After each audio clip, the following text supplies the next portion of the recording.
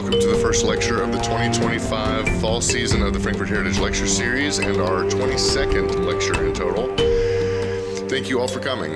My name is John Carlton, and I'm the organizer of the Frankfort Heritage Week Coalition and the co-organizer of this lecture series. And as always, I want to give a big thanks to Paul Sawyer Public Library for hosting us, and to my co-organizer, Diane Dehoney, for everything she and her staff do for these lectures and the community. And of course, thanks to the Frankfort Plant Board and Cable 10 for taping these lectures and for hosting them on their YouTube channel. And thanks to the State Journal for always giving us some great additional publicity. As these lectures are supposed to provide a variety of topics, including people, places, things, and events, as well as history, historic preservation, art, architecture, and archaeology, today we return to a topic that was the subject of our first lecture, art. Today's lecture will feature art by Kentucky's most famous 19th century artist, Matthew Harris Jouett, known for his paintings of many Frankfort, Kentucky, and national dignitaries, including Thomas Jefferson, George Rogers Clark, the Marquis de Lafayette, Colonel Solomon P. Sharp, who was the murder victim of our last month's lecture, and Judge Harry Ennis, the first Attorney General and federal judge of the District of Kentucky and Virginia. Another famous portrait painter of the antebellum era that will be discussed today was Oliver Frazer, a student of Matthew Harris Jouett, who painted famous Kentuckians James G. Birney, William R. McKee, Richard Menifee, and Henry Clay. Frazer's portrait of Henry Clay is in the permanent collection at the Metropolitan Museum of Art in New York City. And today's speaker was the lecture series' fourth lecturer in February of 23, where he discussed the furniture of early Kentucky and early Frankfort. We're very glad to have him back today to discuss the history and legacy of these great artists, as well as their contributions to Kentucky and American history and art. And without further ado, please welcome Adult Services Manager Diane Dehoney to introduce today's speaker.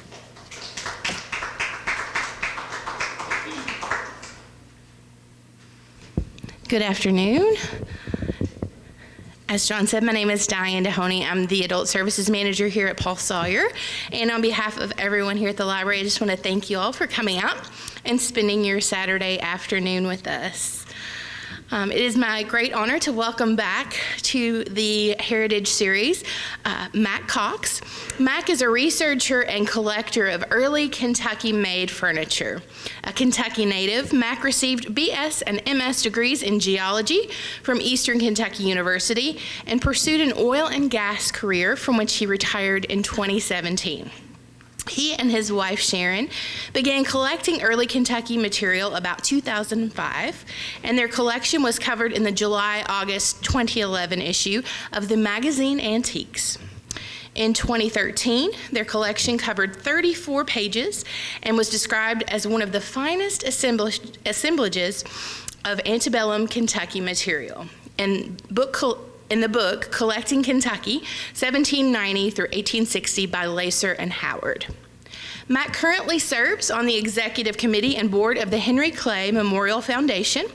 He also serves on the advisory boards for the Colonial Williamsburg Art Museums in Virginia, the Museum of Early Southern Decorative Arts in North Carolina, and the magazine Antiques in New York City. He and his wife Sharon are regional representatives for MESDA's object database and have submitted over 100 surveys of Kentucky material. Mack has lectured at numerous Kentucky locations and for the Decorative Arts Trust in Philadelphia, the Washington, D.C. Decorative Arts Forum, Winterthur Museum in Delaware, and the Philadelphia Museum of Fine Arts, the Museum of Early Southern Decorative Arts, Colonial Williamsburg, and Historic Deerfield in Massachusetts. He has also authored numerous articles about early Kentucky furniture, and An American Story, The Red Family Portraits, which we'll be hearing about today, was part of Into the Bluegrass, Art and Artistry of Kentucky's Historic Icons by Mel Stewart Henkla, which was published by American Historic Services in 2020.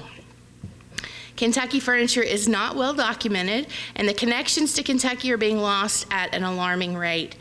Mack's primary mission in retirement is to discover and document Kentucky furniture groups, to guide future studies, and he is considered a leading authority on the subject. Please help us to welcome to the podium today, Mack Cox.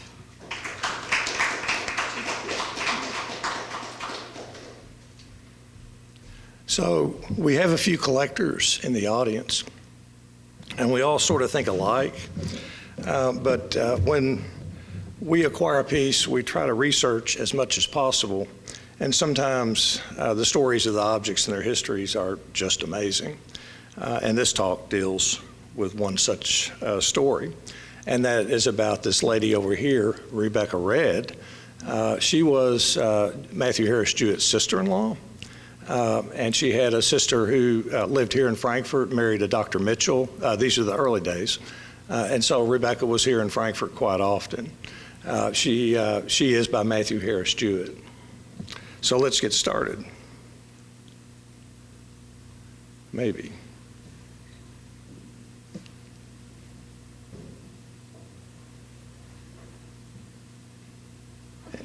And something is amiss, so I'm not sure what we got here.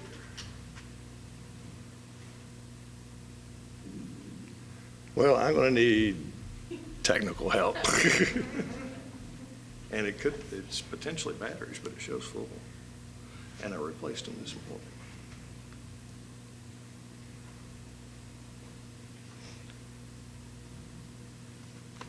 There you go. Okay. Let's see. Your magic. It's that button. This advertisement for a rare portrait auction in 1934 marked the end of an American art treasure that is worthy of rediscovery. The auction was in Lexington, Kentucky, with portraits by Jouett and Frazer. Morrison Chapel was the venue, which is in Morrison Hall at Transylvania University. Jouett was Matthew Harris Jouett, Kentucky's most celebrated antebellum artist, and Oliver Frazer, who was a generation later, was the most important Kentucky artist of his era. 16 portraits were listed, 5 by Jouett, 6 by Frazer, and 5 by other artists. 3 were of Oliver Frazer, and 1 was of his father, Alexander Frazer.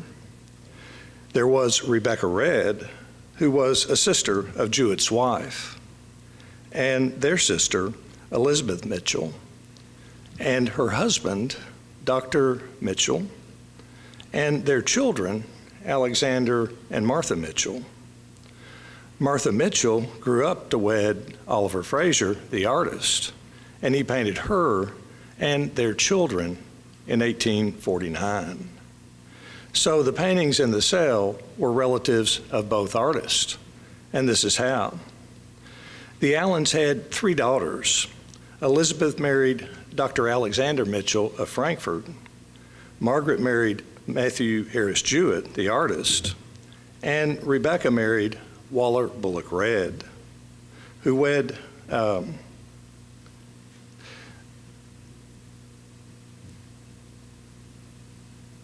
give me just a minute.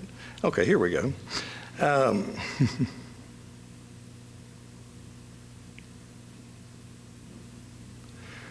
The Mitchells had a daughter named Martha, who is here, who wed Oliver Frazer, the artist, and they had a daughter named Kate.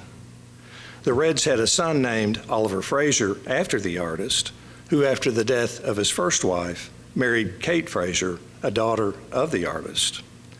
This marriage consolidated into one home, the family paintings of the Mitchells, the Redds, and Oliver Frazer, which I call the Redd family paintings. So the portrait auction was family art of Matthew Harris Jouett and Oliver Frazer. But we are getting ahead of the story. Jouett was born in Kentucky in 1788, and this was his boyhood home. He went to Transylvania University in 1804 and graduated in 1808. His campus was very different than today. Then the principal building was a 2-story federal home that had been used since 1792. 8 years after his graduation, a 3-story federal structure was built nearby, and the space in between became the College Square. It burned in 1829 and was replaced in 1834 by Morrison Hall, a Greek revival building that stands today. After graduation, Jouett began practicing law in Lexington in 1809. In May 1812, he wed Margaret Allen in a double wedding with her sister and Dr. Mitchell. Later that year, Jouett joined the Kentucky Volunteers for the War of 1812. He was already a self-trained artist, painting portraits while in college and sketching fellow soldiers during the war. Jouett returned to Kentucky in 1815, a warrior, attorney, and artist, but was determined to paint and opened a Lexington studio. His early portraits show raw talent and have certain traits. The heads are centered and are often distorted vertically. Most heads and shoulders are at a similar angle to the canvas and face the viewer's right. Wanting more, Jouett went to Boston in 1816 and trained with Gilbert Stuart, who was then America's preeminent artist. Jouett returned to Kentucky a very different artist. The methods learned can be seen in these unfinished works by Stuart on the left and Jouett on the right. Both boards were prepped with mottled gray and white. Sketching was done with a brush and paint rather than a pencil. The subject was started vaguely as one is seen at a distance, upon which details were layered. In the finished portrait, there is detail in the face, but not in the hair or clothing. The eyes calmly connect with the viewer and from a height with more powerful sitters. Jouett learned that skin is translucent and could be simulated with thin layers of tan and peach over a model prep. He now highlighted lace with standing white, which is a paste of white mixed with turpentine that rose above the canvas. In short, Gilbert Stuart made Jouett a master painter.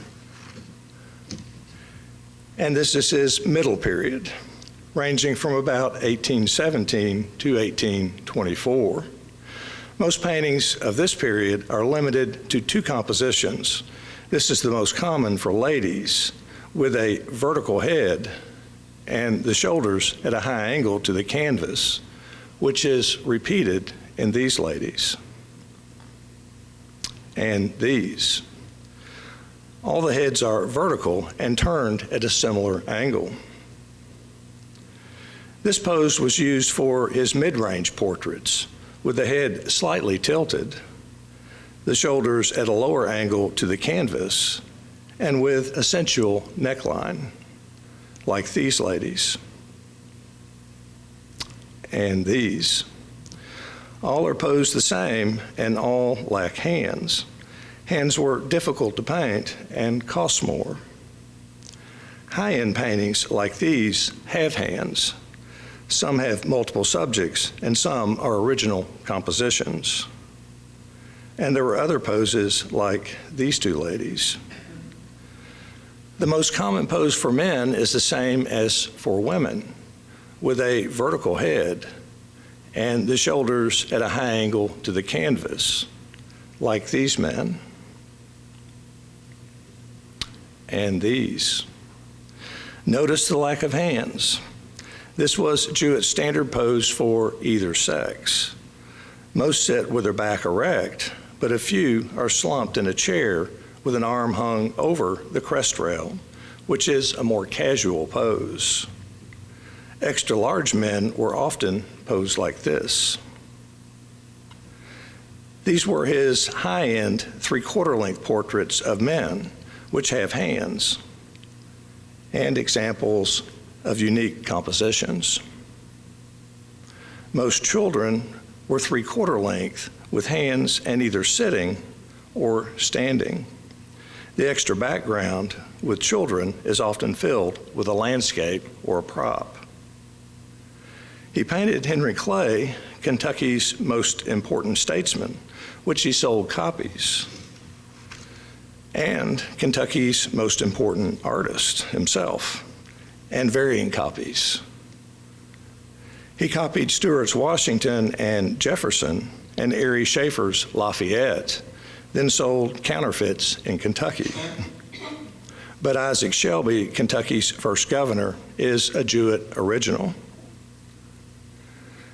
Jouett's paintings began to change about 1825 until his death in 1827. Eyes may or may not engage the viewer, and there were new compositions and looser brushwork. This was his late period, which moved towards the Romantic style. Had he not died at age 39, he might be known today for this style of painting. Jouett's Lexington studio was behind the old courthouse and likely in this building. His home was several miles north of Lexington, which Jouett painted about 1818. His home studio is on the left. It was a large 1.5-story room with large windows for lighting. 2 ladies and a toddler are in the portrait, sitting on the porch.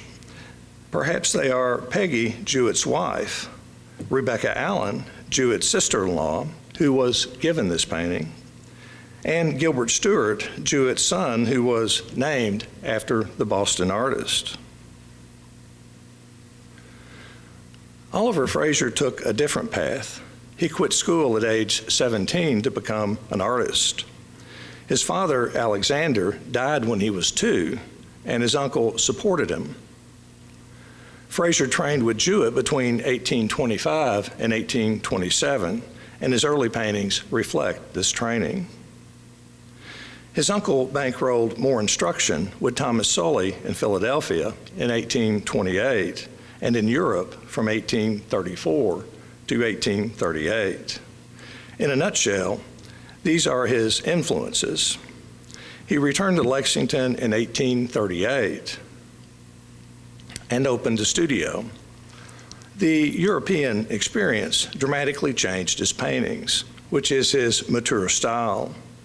These are examples of Frazer's women, Frazer's men,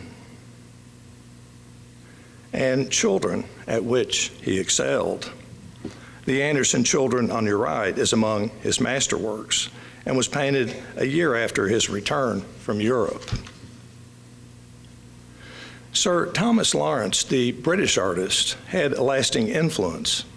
Frazer copied his portrait of Lady Gregg while in Europe and adapted the composition about a decade later for his wife and children, which is quite different than his typical layouts. Samuel Redd was a Lexington coachmaker who sent his sons to Transylvania to become lawyers, including Waller Bullock Redd. He was a classmate of Jefferson Davis. During an 1825 banquet for Henry Clay's law class, Redd made a toast. Here is to Jefferson Davis, may become the pride of our country and the idol of our army. Waller began practicing law in Lexington. In 1831, he wed Rebecca Allen, and they began raising a family. By 1838, they had 4 sons and purchased a home on a small farm that adjoined Jouett's widow. The Redd home has been called Vaucluse, Eothen, and Malvern Hill, but we will call it Eothen, as Oliver Frazer named it 2 decades later after a book titled Eothen, Traces of Travel from the East. Eothen was built in 1798 by Reverend Moore, the first president of Transylvania, as a parlor with 2 chambers and a recessed porch. The parlor was nearly square with 12-foot ceilings and designed by Moore for acoustics and string music. Kentucky author James Lane Allen adopted Moore, Eothen, and his parlor for his fictional story titled The Flute and the Violin in 1891. About 1800, the porch was closed in for a hallway, and later the house was joined to the kitchen for a dining room. The Reds added a classical porch after 1838 and a wing after 1850. Ethan has charmed the public since, from the 1930s to the 1940s, the 1960s, the 1980s, and so on. In November 1838, the year Oliver Frazer returned from Europe, a son was born to the Reds and named Oliver Frazer after the artist.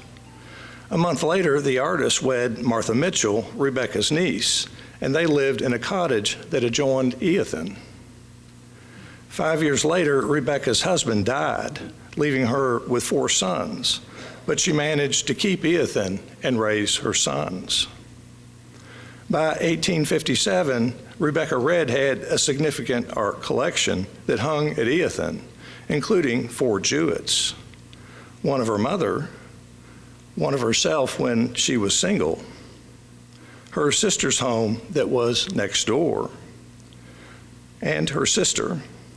She had 4 Frazers, one of Richard Hickman Menifee, Jouett's son-in-law, her father-in-law and sister-in-law, and her husband, painted just before his death. They were not just paintings to Rebecca, they were her life and connections to her past. But the present was pressing. Her father-in-law passed, and her boys were now men and full of adventure. Along with her younger brother, James Allen, they wanted to sell out and start again in Missouri.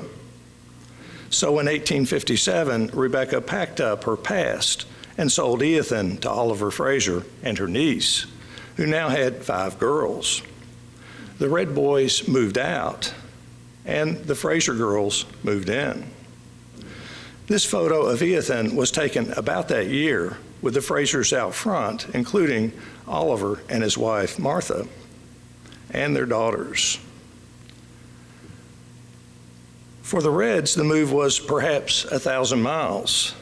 They might have taken a train to Louisville and then a steamboat down the Ohio River, up the Mississippi and Missouri rivers to Boonville, where James Allen got off. Then another 100 miles to Dover, where Rebecca started over. Her farm was several miles west of Dover, and there were friends nearby, like Joe Shelby. He came from Kentucky about 6 years prior, where his stepfather, Benjamin Gratz, and the Reds were friends. In 1858, Joe wed Elizabeth Shelby and built a fine home called Mount Rucker. The Civil War began in April 1861, and by June, Shelby and Rebecca's sons had joined Southern forces. In August, the Union ordered martial law in Missouri, and in September, the First Battle of Lexington occurred, with Rebecca's sons as combatants. Her home was only 8 miles away, and she could hear the cannon. By June 1862, Mount Rucker was torched by Kansas Redlegs, a pro-Union gang, and Elizabeth Shelby and her baby moved in with Rebecca and this painting over here. Elizabeth's husband became General Shelby, a legendary cavalry commander. Rebecca's son, Oliver Frazer, became Shelby's aide-de-camp, and her 3 other sons were under their command. In August of 1862, Shelby was moving towards Dover, but his scouts found it occupied by Union infantry. So they stopped at Rebecca's, and she prepared the men a meal while their horses grazed in her pastures. They described her as a lady more truly hospitable and more heroically Southern than many of the Far South's daughters. Rebecca was a target for punishment under martial law. She was taxed for having sons in the Confederate Army. Assessments averaged $5,000 in today's dollars, and if one could not pay, their property was sold. This was a huge sum for a widow of 20 years with her sons away at war. Several times the Union threatened to burn her home, and the paintings, and often as many as 25 soldiers would appear and demand a meal, which she dared not refuse. Order 10 came in April 1863. Now one was jailed for aiding a rebel and banished for having a father, a husband, a brother, or a son in a Southern force. Banishment meant one was expelled from their home and the Union with 15 days' notice, so the families of Southern soldiers were made refugees.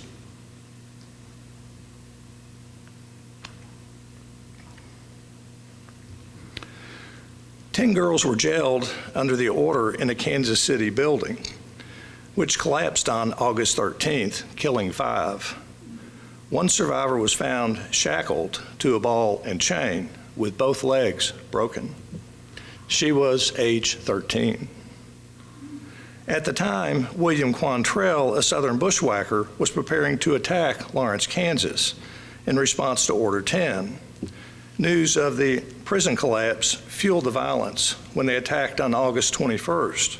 They murdered 150 civilians and burned the town. Order 11 came 4 days later, which depopulated 3 Missouri counties in 15 days. The houses and barns were burned and the livestock killed. About 25,000 were made refugees. Most were women and children, and about a third were loyal to the Union. George Caleb Bingham, a Missouri artist, wrote that if you execute this order, I shall make you infamous with pen and brush. And he did with this painting. The location is 30 miles west of Rebecca's house. And to paraphrase Bingham's account, men were shot while obeying the order and their wagons seized. The exile moved southward while wagons extended for miles, moving Kansasward, loaded with stolen furniture and apparel. Dense columns of smoke rose in every direction, marking the burning homes. They crowded by the hundreds along the Missouri River, hoping for a steamboat to take them to safety. Order 11 required strict enforcement of Order 10, which banished Rebecca for her sons and Elizabeth for her husband. They were first banished from the Union, but Joe Shelby used his connections to change this order to Kentucky, where she had family and friends. He also got Benjamin Gratz, his stepfather in Kentucky, to travel to Missouri and escort them home.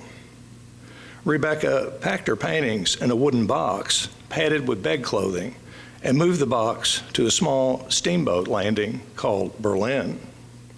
When the boat came, there was no room for possessions, so she had to abandon the paintings on the bank of the Missouri River in open air at almost exactly the location shown on this Google Earth image. About 100 miles downstream, the boat stopped at Boonville, Missouri.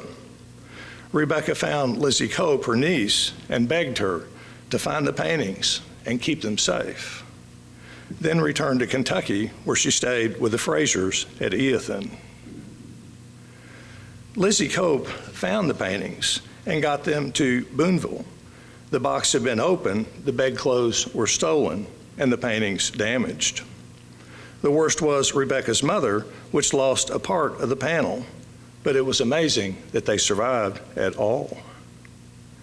Lizzie lacked room, so she moved them to James Allen's home in Pilot Grove, who was Rebecca's brother.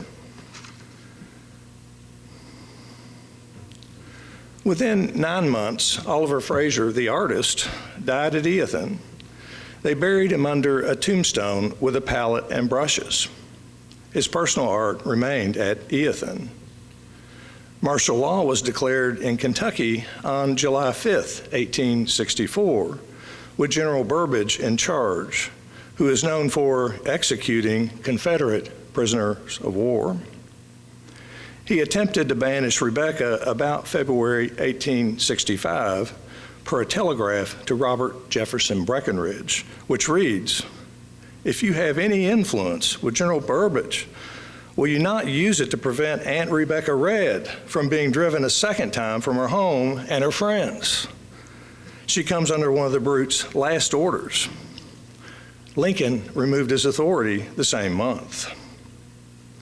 A year later, the war ended, but Red was still Shelby's aide-de-camp, and rather than surrender, Shelby led 1,000 horse soldiers to Mexico City, where they met with Maximilian.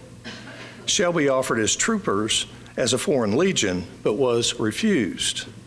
Instead, they were granted land for a new Virginia colony. Shelby and his men are known as the Undefeated for never surrendering, and the title was used for a movie.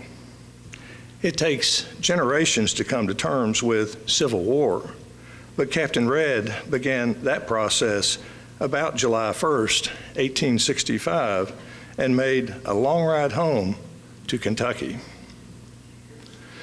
He arrived by August 10th, 1865, in time to know his mother's last wishes.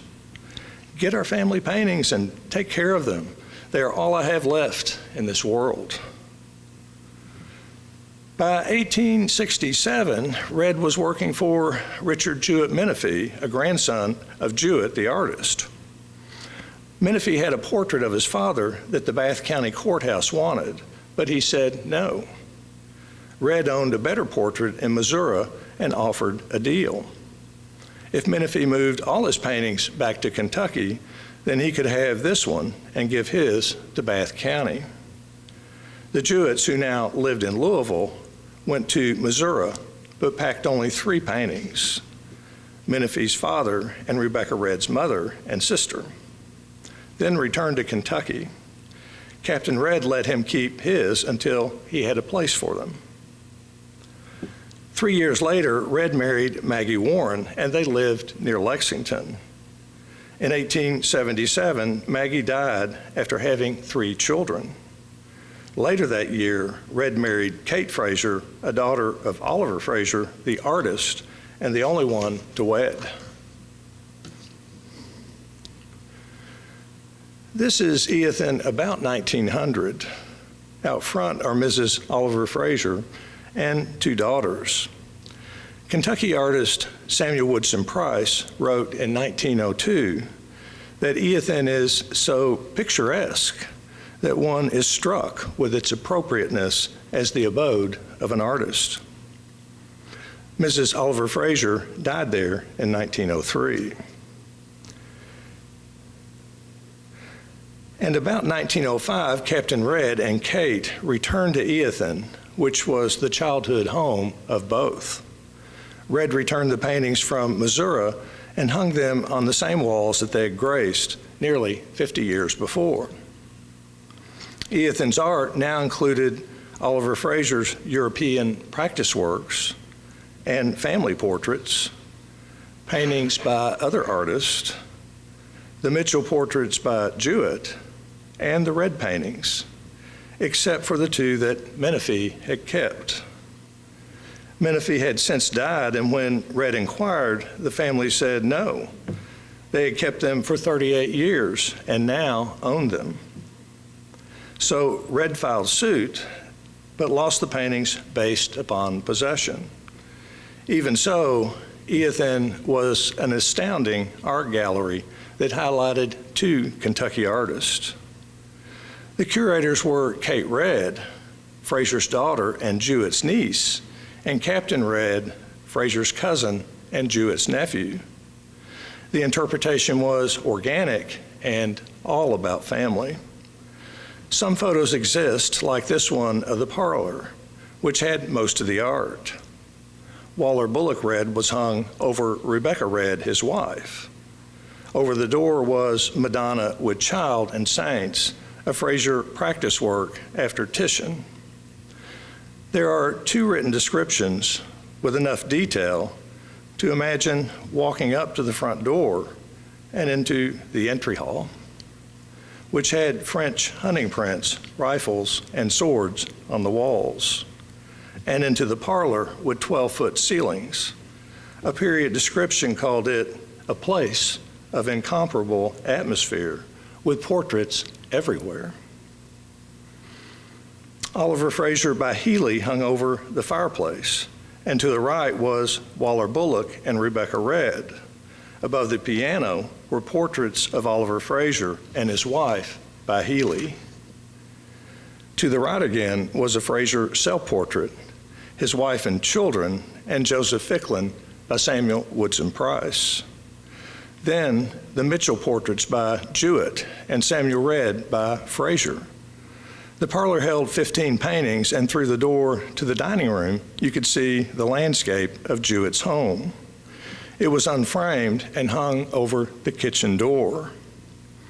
The fireplace had paintings by Bessie Frazer, and to the right was Bessie Frazer and her dog Cedric by Oliver Frazer. On the opposite wall were 3 paintings over a sideboard, including Alexander Frazer by Jouett and Catherine Red McDowell by Frazer. Captain Oliver Frazer Redd died at Eothen in 1916.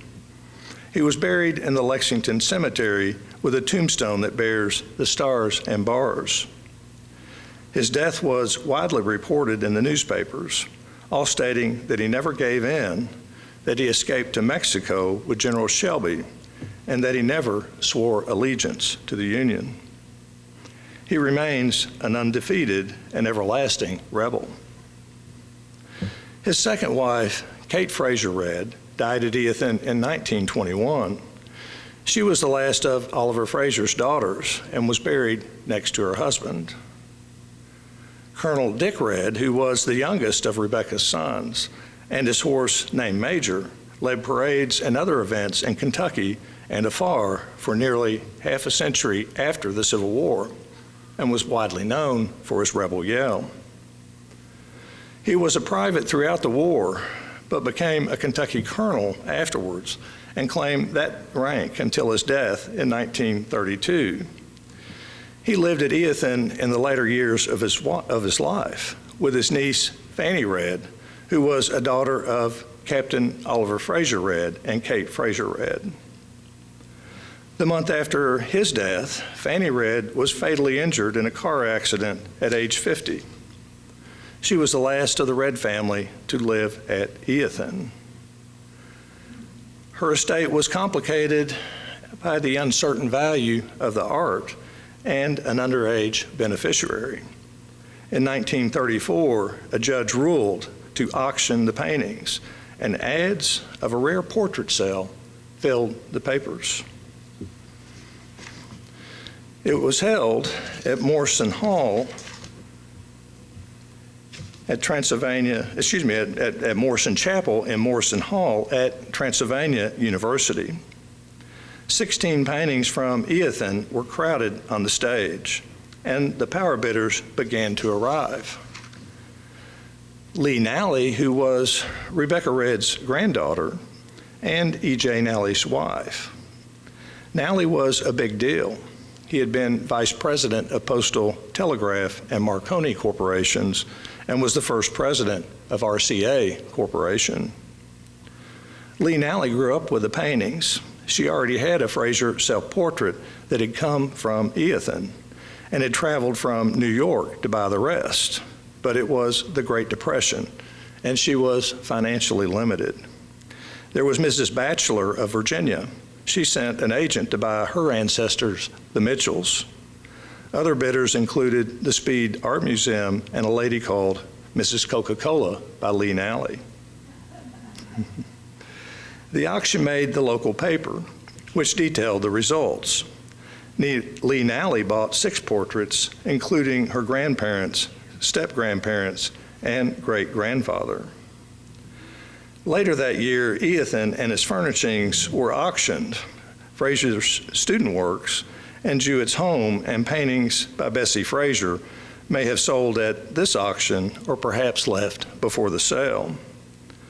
Like the home of like the Jouett home, Marie Trapp Brooks sold it to Catherine Turner Antiques in Lexington about 1966 and included a note stating that it had been in the family since it was painted by Jouett.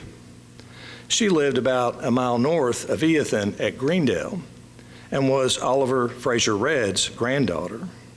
So we know the provenance, but we don't know if it sold at the Eothen auction or if she got it earlier. Or this portrait of Patrick Henry after a Lawrence Sully miniature, which Nanny Frazer sold in 1916 and is now owned by Colonial Williamsburg in Virginia. Lee Nally attended the auction.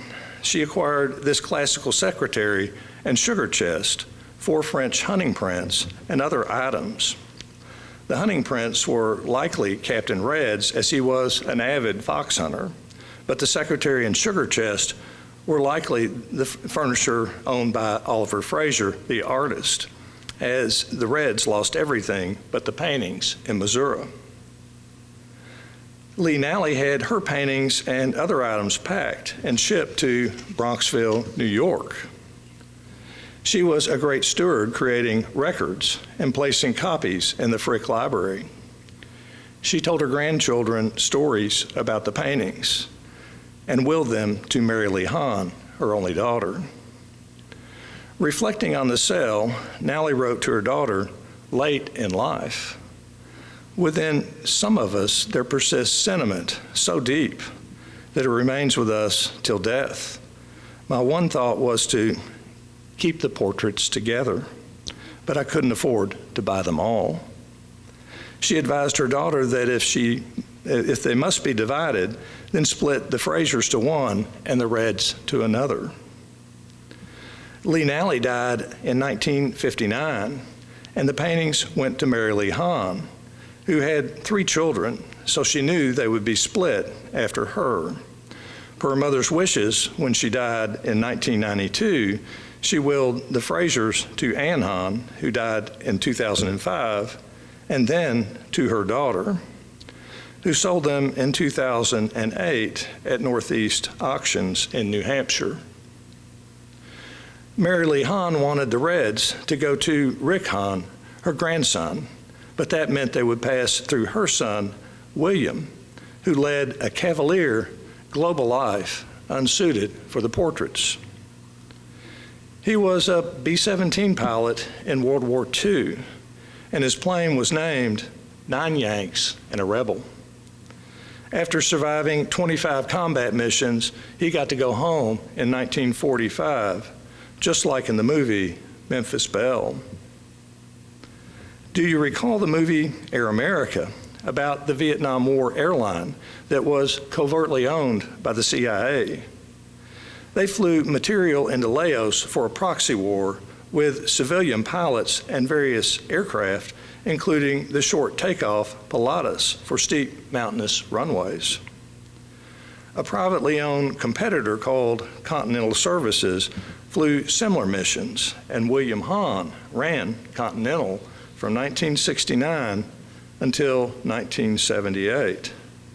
This declassified document shows a meeting between the CIA and Hahn. This Pilatus was on the ground in Laos in the 1960s. It was then under Hahn's management. He was a man of adventure, not art. So Mary Lee Hahn willed the Red portraits to Mary Lee Merritt until her death, and then to Rick Hahn. In 1999, Mary Lee Merritt lived in Connecticut in this home. She wrote about Lee Nally, her grandmother, which I've condensed. One of her great pleasures was taking me and my sisters around her Yankee Land home and talking about family portraits. She would collect us and open a drawer where rolls of mints were stashed like coins, dole them out, and then settle down. The best part were the old photos. My favorite was Eothen, with the walls filled with portraits. Then Mary Lee looked to her own grandchildren. When they notice the portraits, I will be patient. Let's go out and you skate a while, and later we'll open a roll of mints and look at old photos. 2 years later, she was killed in a car accident in Virginia. Per her mother's will, the Red portraits went to Rick Hahn. a commercial fisherman who lives in California. In his own words, Rick was raised to believe that the red portraits were part of his heart and soul, and he was married under the approving eyes of his grandparents and his great-great-great-grandparents, Waller Bullock and Rebecca Red, her. He had the painting shipped with a truck going through Manhattan on September 11th, 2001, just missing the World Trade Center attacks, but arriving safely in California. Rick thought about the future.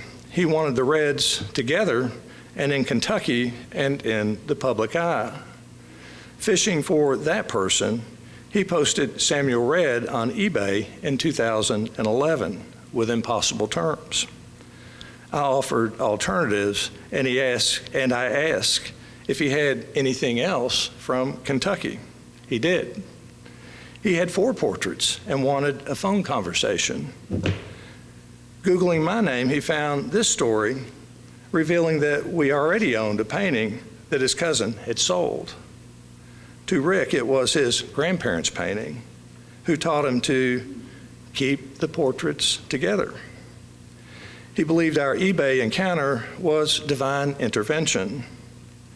We came to terms, and the paintings returned to Kentucky in a wooden box, much like the one Rebecca used when banished. The night before crating, Rick did an all-night vigil and emailed, "I am struggling through this morning and now physically ill with grief." The paintings arrived safely, and I emailed Rick this photo, so we knew they were safe and together. We have shared them with the public in 2010 at the Hopewell Museum in Paris, in 2014 at the Bluegrass Trust and Antiques and Garden Show in Lexington, in 2015 at Colonial Williamsburg in Virginia, in 2017 at the Speed Art Museum in Louisville, in 2019 at the Jack Jouett House, the boyhood home of Matthew Harris Jouett, Rebecca Red's brother-in-law, and the Filson Historical Society in Louisville. In 2020, Mel Hankla allowed me 25 pages in the signature edition of his book titled Into the Bluegrass to preserve this story in print. In 2021, they returned to the Hopewell Museum in Paris for an exhibit by Estill Curtis Pennington to celebrate his book about Jouett. And later that year, Rebecca visited the Madison County Historical Society in Richmond. In 2024, she returned to Lexington to visit with the Kentucky Civil War Roundtable. And in November of last year, she took a road trip to Arrow Rock, Missouri, where 167 years before, she passed by this harbor town on the Missouri River in a steamboat on her way to Dover. The Friends of Arrow Rock treated her like a movie star and put her up in Prairie Park, an 1849 historic home. And today, she has returned to Frankfort to visit with you as part of the Frankfort Heritage Lecture Series at the Paul Sawyer Public Library. The Red family paintings speak louder as a group than individually, so we have pursued them and now have 9 paintings in our collection. They are the family art of Matthew Harris Jouett and the personal art of Oliver Frazer, 2 important Southern artists. They have traveled from the bluegrass to the Midwest, to the Mid-Atlantic, to New England, from coast to coast to California, and back to Kentucky. They have experienced war and peace, and have descended in a family whose stories parallel American history. They have swirled around a magical place called Eothen, the home of Oliver Frazer and next door to Matthew Harris Jouett. And from 1905 to 1934, they were assembled there by close relatives of both artists, and we know how that looked. It was a place so picturesque that the visitor, on first seeing it, was struck with its appropriateness as the abode of an artist. Thank you.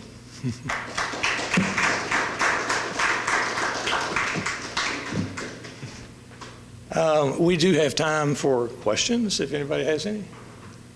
Yes, sir.